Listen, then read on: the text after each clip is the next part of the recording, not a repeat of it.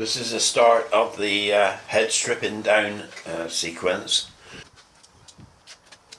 This part is to help sort out the problem of difficult starting.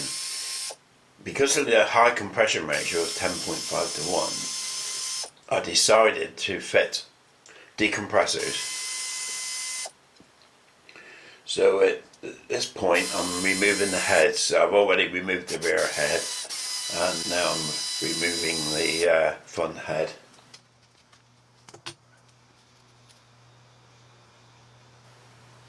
As I said before, the history of the bike seems to have been centered around difficult starting, and it was something I wanted to cure.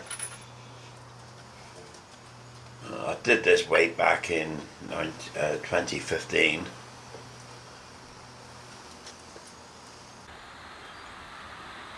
You can see the black gunge on the various mating surfaces on the locker box cover. I don't know who put that on. It's a silicon RTV. Really shouldn't be on a motorcycle engine at all because it will get into the oil ways. So all that will need to be removed. I think possibly that the cylinder head was removed in order to put the engine into the frame. That's what I think happened. So although it's a new engine, I believe the edge was removed during the building of the bike.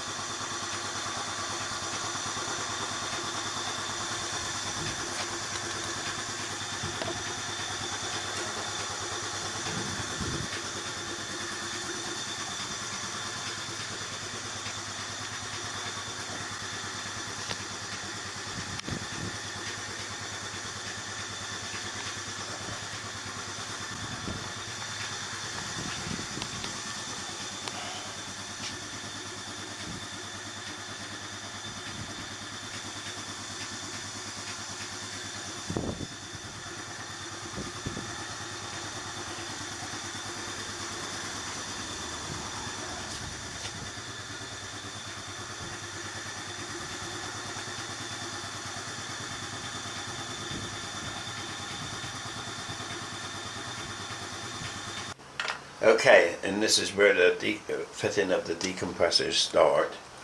I made this little tool up. I decided that the hole that has to be drilled in the head would be parallel, for simplicity, would be parallel with a plug hole. So I've machined a piece of rod that is a sliding fit in the existing plug hole. Onto the end I've laser cut several arms out of 3mm acrylic.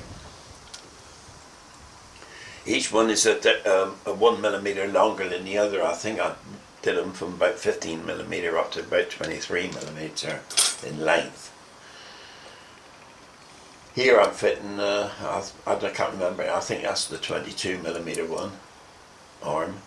And now a small screw to go into the end of the arm. Now that will point to the position where I want the hole to exit into the combustion chamber.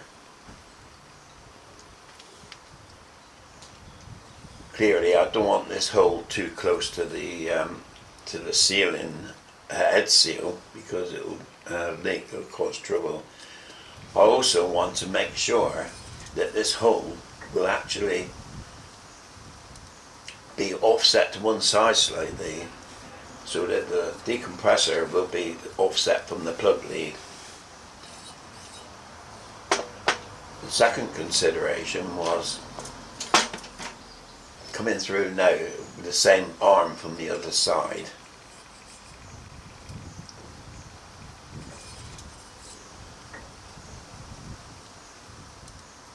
I've screwed on a disc, and then that disc shows the clearance hole required, so the socket will actually fit in the recess and onto the decompressor. Now what I'm checking now is that the hole that I drill and the recess, the wider recess where the decompressor will sit, that it'll be all inside of the metal casting, that I'm not going to break through a fin, for instance, into thin air the other side.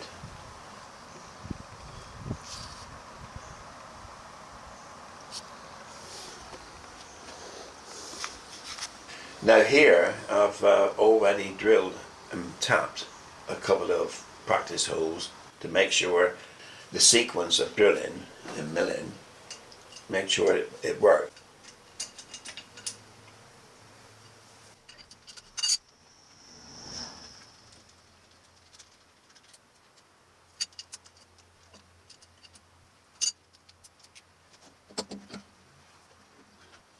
At this point, I'm removing the vise off the mill table and cleaning it off the table.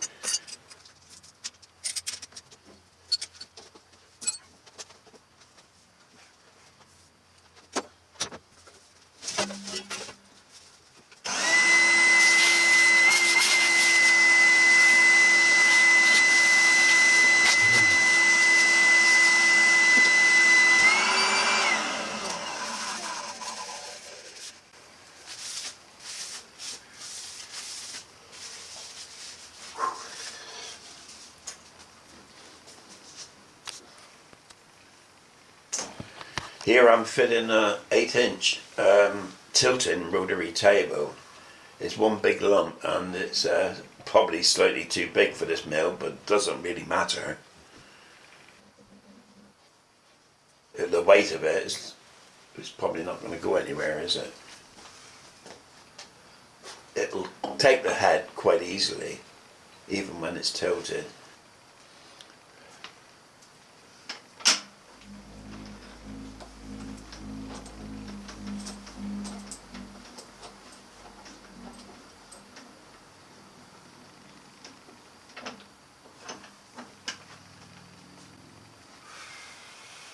The head itself will be bolted to the rotary table with a thin piece of 1/8 plywood between. That will help to grip the surfaces so the head won't move.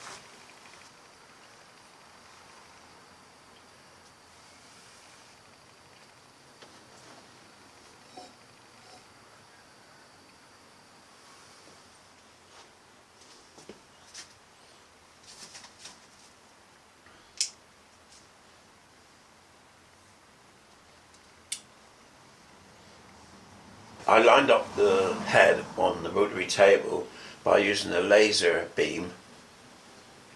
It was the only straight edge on the entire head. All the head sort of dimensions is all sort of, there's nothing at right angles apart from that ridge there, which is the edge of the rocker box flange or seal. So that actually got the head straight fore and aft.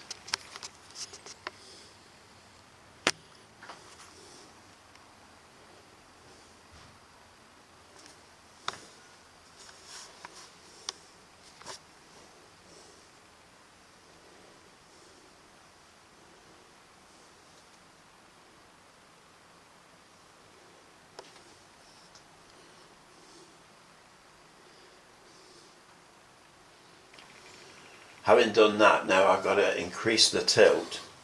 I'm using the bar, the tool I made up to fit the plug hole.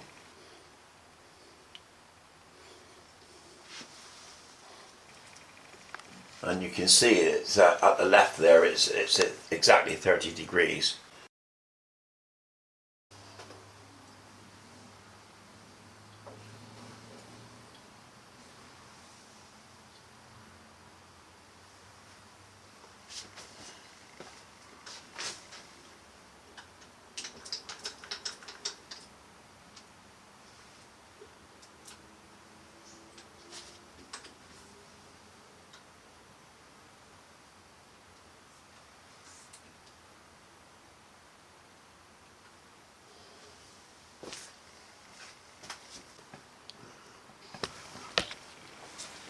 At this point, I'm using the tool I machined, the shaft I machined that was the good sliding fit in the plug hole that I used earlier, and now I'm using it to confirm that that plug hole is absolutely straight and I'm in position where that tool will slide down through the plug hole.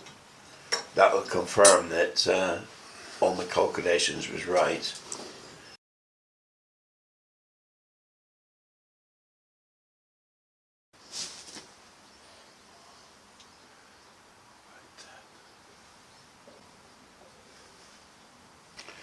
And on the setup now, I'm moving the table, the required amount in X and Y to offset from the plug hole to the position I want to actually drill and mill to take the decompressor.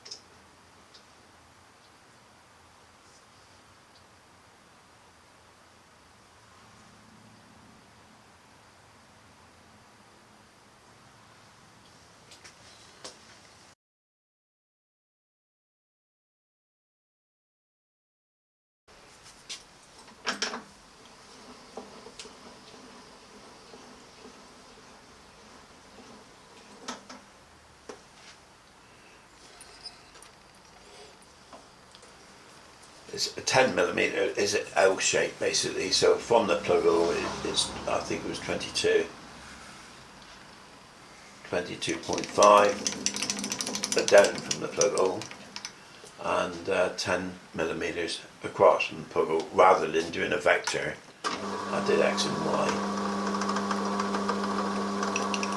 So at this point, any small end mill, actually a slot cutter, because the slot cutter is centre cutting, and the little bent arrow there on the head was like a idiot sort of thing to, because on the other head of course the arrow will point down in the opposite way. Obviously I didn't want to make a basic mistake like that. That's really just for my guidance. The slot mill was just cut a flat surface on the sloping head. Now I can use a centre drill and it'll drill true, because now it's going to be drilling on a flat surface.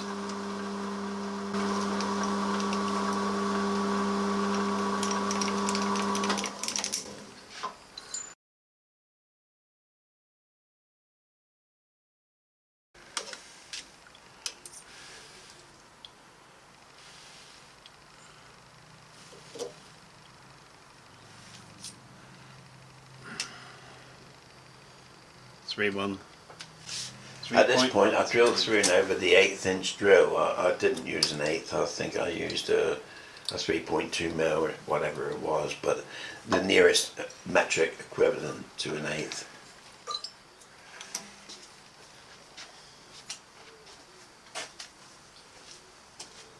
I can't see the combustion chamber side, so you've got to have confidence in all your setting up and all your measurements, and that was the reason why I went through all the problems with making up a little tool to make sure there was absolutely no mistake.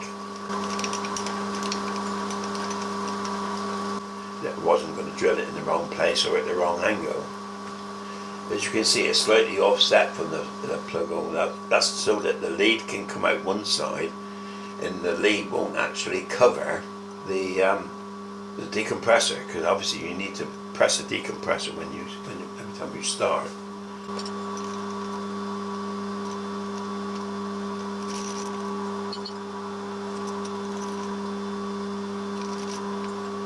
There's another reason for being off center as well, but I'll illustrate that later.